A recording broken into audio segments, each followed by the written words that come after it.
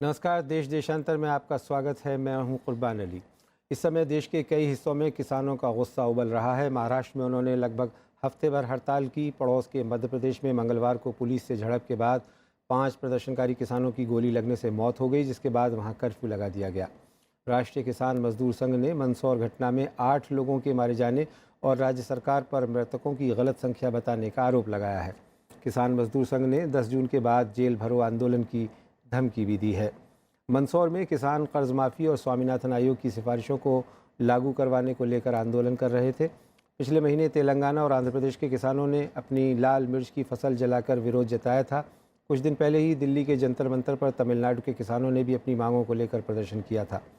काफ़ी समय से देश भर के किसान कर्ज माफ़ी और अपनी फसलों के ज़्यादा दाम की मांग कर रहे हैं। दशकों से भारत में खेती, सूखे, छोटे खेत, घटते जल स्तर, उपजाऊपन में गिरावट जैसी समस्याओं से जूझ रही है। देश के आधे से ज़्यादा लोग खेतों में काम करते हैं, लेकिन उत्पादन बहुत कम हो रहा है। फसलें ख़राब होने से किसानों की खुदकुशी की घटनाएं बढ़ रही हैं। मध्य प्रदेश में बीजेपी सरकार किसानों को पिछले 13 साल से समर्थन मूल्य में कुछ बोनस देती थी, लेकिन केंद्र सरकार ने उसे भी ख़त्म कर दिया।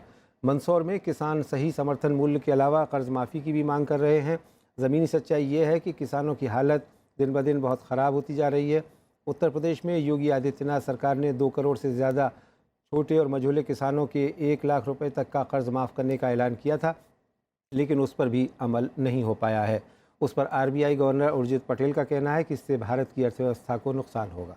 देश देशांतर में आज बात किसानों के इसी आक्रोश की।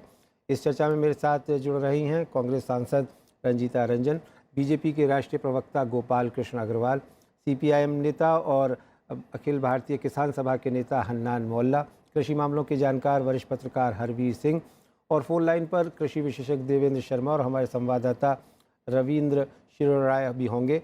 आप सभी का स्वागत है। सबसे पहले मैं शुरुआत देवेंद्र आपसे करना चाहूँगा, क्योंकि आप हमारे साथ थोड़ी समय के लिए जुड़े हैं, कि इस वक्त जो देश में किसानों की हालत है और जिसको लेकर के कई राज्यों में आंदोलन हो रहे हैं, आप इसे किस रूप में देखते हैं और इसके लिए क्या कारण जिम्मेदार हैं?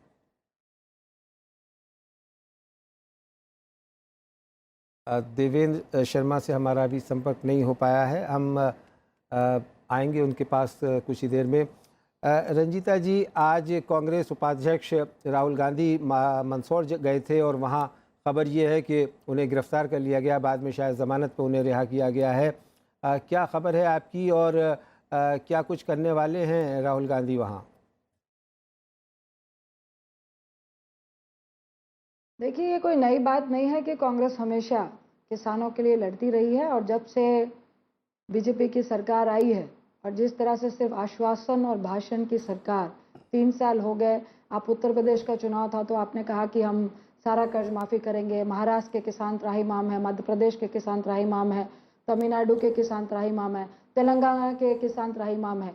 और इस तरह से आप इवेंट मैनेजमेंट से आप सोचोगे कि किसान को सिर्फ भाषण और आश्वासन देकर हम उनको मोहित कर लेंगे और लगातार गुमराह करते रहेंगे, तो स्थिति बहुत वाइटल हो गई है।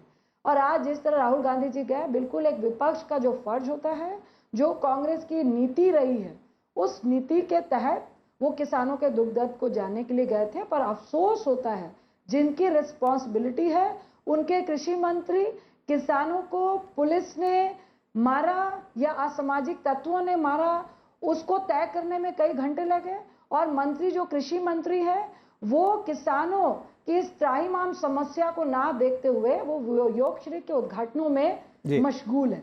तो मुझे बहुत दुख हो रहा है ये कहने पे कि आज जिस तरह की सरकार है, जो राहुल गांधी जी वहां पर कहकर आए हैं कि निश्चित तौर से जो अब सदन शुरू होगा तो ये बहुत पुरजोर गंभीरता से ये मामला सदन में उठेगा।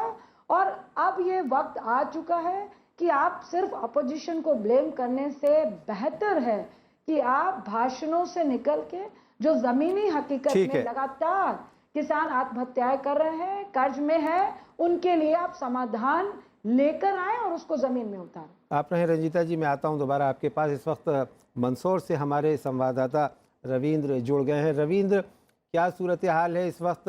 कहा गया था कि वहाँ कर्फ्यू जैसी स्थिति है, अभी क्या सूरत हाल है मंदसौर और उसके आसपास, और किसानों का आंदोलन किस स्थिति में है? जी देखिए, फिलहाल हम लोग पूरा लंबा सफर तय करने के बाद अभी मंदसौर में पहुंच गए हैं और मंदसौर शहर में कर्फ्यू लगा हुआ है। कुछ 2 घंटे की ढील आज दी गई थी, जिसमें बच्चे और वृद्ध महिलाएं, उन लोगों को सिर्फ कुछ अगर समस्याएं हैं तो वो अपना सुलझा सकें, इस माहौल को देख के। इसके अलावा लगातार कर्फ्यू जारी है, चप्पे चप्पे पर यहाँ पुलिस बल तैनात है। आज हिंसा की कोई खबर इस इलाके से नहीं आई है, लेकिन जबरदस्त टेंशन का माहौल यहाँ पर चारों तरफ बना हुआ है। पुलिस, रैपिड एक्शन फोर्स, इसके अलावा सीआरपीएफ की अर्धसैनिक बलों की यहाँ पर कई टुकड़ियां तैनात की गई हैं किसी भी अप्रिय घटना को रोकने के लिए। कुछ जगह से आज भी जो कल आग लगाई गई थी, वहां से आज भी धुआं जो है वो निकलता हुआ देखा गया है। किसान अपने तरफ से इस आंदोलन को, उनको बाहर के जो दूसरे प्रदेश है वहां से भी लगातार बातचीत चल रही है, हर जगह से उनको सपोर्ट मिल रहा है। आज जो है राहुल गांधी जो कांग्रेस उपाध्यक्ष हैं वो आए थे और वो मंदसौर जाना चाहते थे, लेकिन नीमच में ही उनको रोक लिया गया। शुरुआती काफी देर तक संघर्ष करने के बाद जो विक्टिम्स हैं उनके परिवारों को राहुल गांधी से मिलने का मौका दिया गया।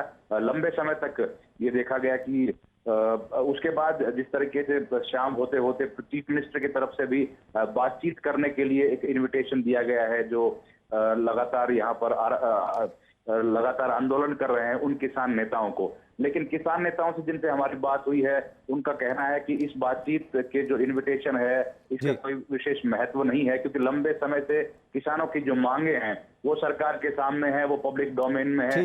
एमएसपी को लेकर वो लंबे समय से संघर्ष कर रहे हैं। तो ऐसे में सरकार को एक योजना लेकर आनी है। हमारे पास कहने के लिए कुछ एक्स्ट्रा बात नहीं है, जो सब पब्लिक डोमेन में बातें हैं वही हम लोगों को सरकार तक पहुंचाना है, और उनका समाधान आजादी के इतने लंबे अरसे के बाद भी नहीं कर पा रही है सरकार। ठीक है रविंद्र, इसकी वजह से ये जो हालात है ये खराब हुए हैं और किसान जो है वो मौत के घाट उतार दिए गए हैं। आज यहाँ की जो प्रशासन है उसने भी इस बात को मान लिया है कि जो जिन किसानों की मृत्यु हुई है वो पुलिस की गोली से हुई है। जी ठीक है, आप रविंद्र बने रहें हमारे साथ, हम दोबारा आपके पास आने की कोशिश करेंगे। हन्नान मोल्ला साहब, ये जो सूरत हाल है पूरे देश भर में और जिसका एक बॉइलिंग पॉइंट बना है मंदसौर, क्या कहेंगे आप कि क्या सरकार इस तरफ ध्यान नहीं दे रही है, या ये कि किसान जो है वो ज़्यादा उग्र हो रहे हैं, उनका आक्रोश ज़्यादा झलक रहा है? ये बिल्कुल ये बात सही नहीं है। किसान परेशान है। आज हिंदुस्तान का खेती एक घाटे का सौदा है और किसान को बचाने के लिए जब हम अखिल भारतीय किसान सभा बहुत लंबा लड़ाई के बाद एक कमीशन बैठाने में कामयाब हुआ था, और वो स्वामीनाथन कमीशन, उस कमीशन का 10वां साल चल रहा है। और उस कमीशन में कुछ जो सुपारिश था किसान का पक्ष में, उसको सरकार ईमानदारी से लागू करता तो आज इस हालत नहीं होता। मनमोहन सिंह सरकार उसको बैठाया मगर उसको जो सिफारिश लागू नहीं किया, और मोदी ने इलेक्शन के पहले 412 मीटिंग का, पब्लिक मीटिंग का 300 मीटिंग में गिन के बताऊं, उन्हें बोला था मैं स्वामीनाथन कमीशन को लागू करूंगा, और ये वादा करके आया था। हन्नान मोल्ला साहब, मैं आपको यहाँ रोकूंगा। इस वक्त हमारे साथ देवेंद्र शर्मा जुड़ गए हैं फोन लाइन पर। देवेंद्र शर्मा, इस वक्त जो सूरत हाल है देश में किसानों की, खेती की, और लगातार खबरें आ रही हैं उग्र प्रदर्शन होने की, हिंसा की, किसान मारे गए हैं मध्य प्रदेश में, महाराष्ट्र में काफ़ी उग्र प्रदर्शन हुए हैं। क्या कहेंगे आप, क्या कारण है इन सब के लिए जिम्मेदार? देखिए, पहले तो जो उग्र प्रदर्शन हो रहे हैं उसके लिए तो मुझे लगता है कि हमें कहना पड़ेगा कि किसानों को तो नहीं, किसान तो मैं जानता हूँ नहीं करते हैं, लेकिन जो भी इसमें लोग इसमें एंटर किए हैं ये किसी भी आंदोलन को ये बदनाम ही करता है। तो हम चाहते हैं कि शांति में जो भी हो वो शांति से हो। खैर ये अलग बात है, लेकिन जो क्राइसिस है हमें समझना है कि आज अगर लोग सड़कों पर आए हैं और ये सारे देश में अब आस्ते आस्ते हम देख रहे हैं फैलता जा रहा है, ये इसका कारण जो है ये 1-2 महीने या एक सरकार ने ये नहीं किया, दूसरी सरकार ने वो नहीं किया, वो कारण नहीं है। कारण इसका है कि मूलतः हमारा जो पिछले मैं 4 दशकों से देखता आ रहा हूँ, किसान को डेलिबरेटली पीसा गया है। यानी मतलब उसको डेलिबरेटली ही हैज बीन केप्ट इम्पॉवरिश्ड। ये इसलिए किया गया क्योंकि वर्ल्ड बैंक की नीति जो है बहुत स्पष्ट है। वर्ल्ड बैंक कहता है कि आपको 40 करोड़ लोगों को गांव से शहरों की तरफ निकालना है अगले 20 साल में। यानी ये 2000 हमारी ये कट ऑफ डेट थी, लेकिन हम नहीं कर पाए।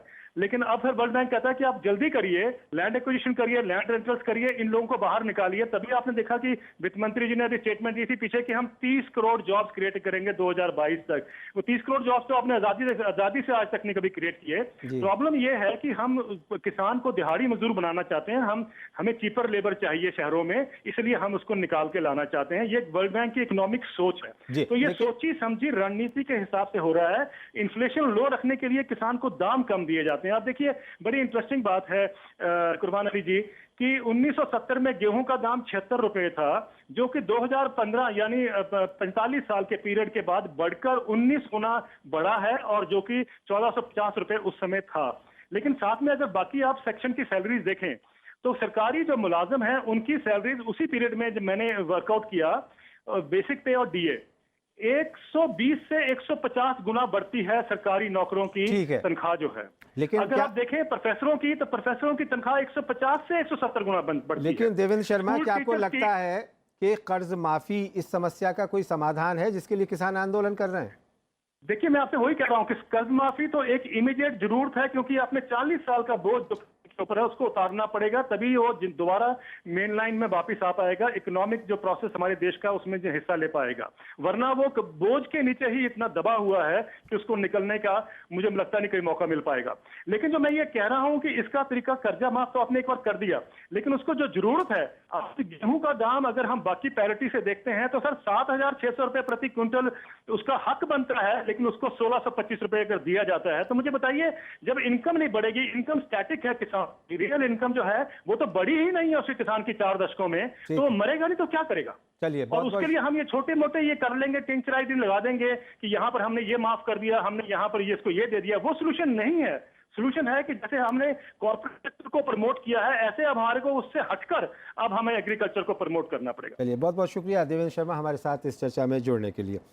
गोपाल अग्रवाल साहब, आपने सुना पूरे देश भर से जो खबरें आ रही हैं वो एक अच्छी खबर नहीं है, और आपकी पार्टी, जो कि पार्टी विद डिफरेंस कही जाती थी, हमेशा से कहती रही है कि हम किसानों के हिमायती हैं, हम उनके हितैषी हैं।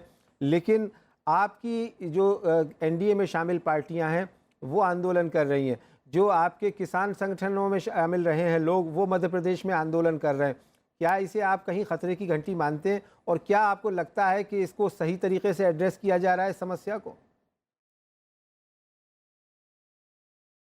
देखिए, पहली बात तो मैं ये मंदसौर की घटना बहुत दुखद घटना है, और ये मैं उसके लिए संवेदना व्यक्त करता हूँ। दूसरी बात ये है कि हम मानते हैं कि किसानों की हालत देश में आज के समय में अच्छी नहीं है, और अगर कांग्रेस को कहें तो वो छोड़ दीजिए, थोड़ी सी बात ही कहनी है कि अगर वो कह रहे हैं कि हम किसानों के शुभ चिंतक हैं, हितैषी हैं, तो आज 70 साल में उन्होंने बहुत कुछ कर दिया होता और किसानों की हालत नहीं होती। लेकिन उस बात को छोड़ भी दिया जाए, ये नौटंकी वगैरह छोड़ भी दी जाए, लाशों के ऊपर राजनीति करना, पहले इंस्टिगेट करना, जीतू पटवारी ने इंस्टिगेट किया, सब चीजें तो इन्वेस्टिगेशन करके हम इसकी जांच कमेटी बिठा के काला और सफेद कर देंगे, बिल्कुल पक्का सामने, देश के सामने लाएंगे किन लोगों ने ये किया है।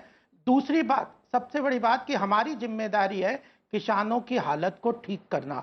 इसके लिए प्रधानमंत्री ने पूरी तरह से प्रतिबद्धता दिखाई है और बढ़ रहे हैं। 3 साल हुए हैं। स्वामीनाथन कमेटी की 2 महत्वपूर्ण रिकमेंडेशन थी। एक तो किसानों को जो इंश्योरेंस है, जो उनकी जो फसल का बीमा सही मिले, वह इफेक्टिव हो, और वह उनको ट्रांसपेरेंटली उनके अकाउंट में पैसा जमा हो बिना किसी मुश्किलों के। प्राकृतिक आपदा के समय में वह सबसे बड़ा कारण था, प्राकृतिक आपदा में किसान अपनी आत्महत्या करते हैं। तो जो प्रधानमंत्री फसल बीमा योजना को मैं डिटेल में नहीं जाऊंगा, ये तीनों समस्या, एक तो प्रीमियम कम कर गोपाल दिया, जी, उसके स्वामीनाथन कमेटी की रिपोर्ट को लागू करना, उस पर अमल करना, ये तो आपका वायदा था, चुनावी मैनिफेस्टो में आपने ये बात कही थी। स्वामीनाथन कमेटी की रिपोर्ट को क्यों नहीं लागू करना? इसीलिए मैं कह रहा हूं कि उसकी 2 प्रमुख बातें थी जी, 2 महत्वपूर्ण थी। एक तो इंश्योरेंस बीमा के बारे में थी, उसको किया है। दूसरा था कि उनकी जो मूल्य से, उनकी कॉस्ट से 1.5 गुना उन्हें मिलना चाहिए। वह केवल एमएसपी से नहीं संभव है, वह संभव है उनकी कॉस्ट ऑफ इनपुट कम करना, उनको बाजार में सही दाम मिले। इसके लिए भी बहुत सारे कदम ले रहे हैं। अभी उनको मैं बता नहीं सकता पूरी तरह से। कृषि की जो इरिगेशन की अवेलेबिलिटी है, जी। लैंड का पोटेंशियल इरिगेशन, उनको बढ़ा रहे हैं, बहुत सारी चीजें कर रहे हैं। ठीक है गोपाल जी। लेकिन इमीडिएटली मैं कह रहा हूं कि आज तक देश में 2% वृद्धि हो रही थी कृषि क्षेत्र में। जीडीपी में उसका कंट्रीब्यूशन बहुत है, कम है, उसको हम दुगना करना चाहते हैं। कृषि क्षेत्र की ठीक है, करना बहुत कुछ चाहते हैं लेकिन हो नहीं रहा है। आप रहे, मैं आता हूं आपके पास में दोबारा। हरवीर जी जो कह रहे हैं ये गोपाल अग्रवाल साहब, कितना इस पे यकीन किया जाए, क्योंकि जो आंकड़े हैं वो कुछ और बताते हैं, जो स्थिति है वो कुछ और बताती है, और देश भर से जो माहौल दिख रहा है किसानों में गम गुस्से का, आक्रोश का, वो कुछ दूसरी कहानी बयान करता है। देखिए, मैं इनकी एक बात से तो बहुत सहमत हूँ, और बहुत अच्छी बात है कि इन्होंने इतनी साफगोई के साथ राष्ट्रीय चैनल पे स्वीकार किया कि किसान की हालत ख़राब है जी। क्योंकि जिस दिन मध्य प्रदेश में मंदसौर में 5 किसानों को गोली लगी, उनकी खबर जब अखबार के पहले पन्ने पर थी, अंदर के पन्नों पर 4 पेज विज्ञापन था, जहां किसान अपने पूरे परिवार के साथ खुशियां मना रहा है। प्रधानमंत्री का बहुत बड़ा फोटो था, इनके कृषि मंत्री वहां पर योग शिविर का उद्घाटन कर रहे हैं, किसानों के आंसू पहुंचने के अलावा बजाय जो है, तो ये कम से कम इन्होंने स्वीकार किया। और क्या झूठ बोलते हैं, 80% किसान बीमा के बाहर है। दूसरे, ऐसा बीमा हो गया, किसान ने लगाई है धान की फसल, बीमा जो है गन्ने का हो गया, और जिन किसानों ने कर्जा लिया उन सब का बीमा राशि कटती है, और कोर्ट में केस है कि उनको बीमा का भुगतान नहीं हुआ। इनको पता है जो तो प्रीमियम इन्होंने इकट्ठा किया, जो एग्रीकल्चर इंश्योरेंस कंपनी ने और प्राइवेट कंपनीज ने, उसका 10वां हिस्सा भी अभी तक कंपनसेशन नहीं हुआ है। तो ये इंश्योरेंस की बात है। दूसरे, जब आप वादा करते हैं कि क्या स्थिति है कि जी कर्ज माफी का जो ऐलान, कर्ज माफी का ऐलान देखिए, अब कर्ज माफी के लिए इन्होंने कहा था कि पहली कैबिनेट मीटिंग में यूपी में, तब कैबिनेट मीटिंग करेंगे, उसी में फैसला लेंगे जी। फैसला लिया, घोषणा की। आज तक उत्तर प्रदेश के 2 करोड़ किसानों को ये नहीं पता, बिल्कुल नहीं पता कि उनके में से किसका कर्जा माफ होगा, किसका नहीं होगा, क्योंकि ना तो कोई अभी तक गाइडलाइन इशू हुई है, ना कोई नोटिफिकेशन इशू हुआ है। और उसमें कंट्रोवर्शियल चीज़ ये भी है कि उसमें जो बातें सामने आई कि 31 मार्च 2016 आपने वोट तो 17 में लिया, और ये लोग ये नहीं जानते, सब लोग जानते हैं कि एक साइकिल होता है क्रॉप लोन का, वो फाइनेंशियल एंड के उसमें किसान जमा करता है, फिर अगला लेता है। तो मेजॉरिटी ऑफ फार्मर्स वो जमा किया। दूसरे, मैं एमएसपी वाली बात पर जाता हूँ कि 22-23 करोड़ का एमएसपी तय होता है, 2-3 का प्रोक्योरमेंट होता है, उसमें से 18-20 का प्रोक्योरमेंट ही नहीं होता है। और इन्हीं की सरकार थी जिसने पहले जारी किया फूड मिनिस्ट्री ने कि अगर कोई राज्य की सरकार किसानों को बोनस देगी एमएसपी के ऊपर, तो उससे केंद्र सरकार जो है मदद नहीं करेगी उसमें पीडीएस में। और इनकी दोनों सरकारों ने, छत्तीसगढ़ और मध्य प्रदेश ने, बंद किया बोनस। तो ये तो सार्वजनिक है, इसमें ठीक है, एमएसपी बढ़ाने की बजाय आपने तो, अगर कोई राज्य सरकार मदद कर रही थी किसानों की, उससे भी आपने हाथ खिंचवाया जी। रंजीता जी, कोई आप कहना चाह रही थी, आप कहें अपनी बात। कुर्बान जी, जो स्वामीनाथन की रिपोर्ट के बारे में गोपाल जी बोल रहे थे, मैं उनको थोड़ा और क्लियर करूंगी। जो फसल बीमा की बात कर रहे हैं वो ऑलरेडी कांग्रेस कर चुकी थी। आपने सिर्फ केसीसी लोनी के अलावा कुछ मझोले किसानों को उसमें ऐड किया है। पिछली बार जो फसल बीमा हुआ, मैं प्लीज थोड़ा सा इम्प्रूवमेंट किया है, और आपकी जो इम्प्रूवमेंट है, किसानों को तो लाभ मिला नहीं। मैं अपने क्षेत्र की बात बताऊं कि आपने 15 दिन का टाइम दिया और 2780 किसानों ने किया, लोगों को मालूम ही नहीं है। बाकी आपकी योग शिविर के जो इवेंट मैनेजमेंट है और प्रचार बहुत तगड़े तरीके से होता है। और दूसरी बात, और रबी और खरीफ की फसल का आपने बीमे का ऐलान किया, जिसमें 15 दिन दिए, जिसमें 17,000 समथिंग करोड़ रुपीस कंपनीज को दिए, और मात्र 5 से 6,000 करोड़ रुपए आप किसानों के लोन को दिए, वो भी किसानों तक नहीं पहुंचे। दोनों फसल अगर आप मिलाएंगे तो 21,000 करोड़ रुपए का मुनाफा आपने कंपनियों को दिया। ये क्या की रिपोर्ट है, आप जरा उसको चेक करवा लें। तो ये जिस तरह से किसान के नाम पर आप पूंजीपतियों को फायदा दिलवा रहे हैं, ये बिल्कुल फेक कहा जा रहा है। और अभी तक आपने वही किया है जो कांग्रेस ऑलरेडी कर रही थी, आपने कुछ भी अलग नहीं किया। आप कर सकते थे जो एमएसपी और मुनाफे को 50% आप कह रहे थे, लेकिन आप बार-बार कह रहे हो मुनासिब नहीं है, संभव नहीं है। तो ये आपको अब समझना पड़ेगा कि ये भाषण नहीं, अब आपको गंभीरता चलिए ठीक है से रंजीता जी, प्रयास आपने करना अपनी बात पड़ेगा कह दी। अब कि जरा आखिर गोपाल जी कौन का सी जवाब भी सुन योजना लेते हैं। है जिससे किसान को मुनाफा मिले। जी गोपाल जी, अब कहें आप क्या कहना चाहेंगे?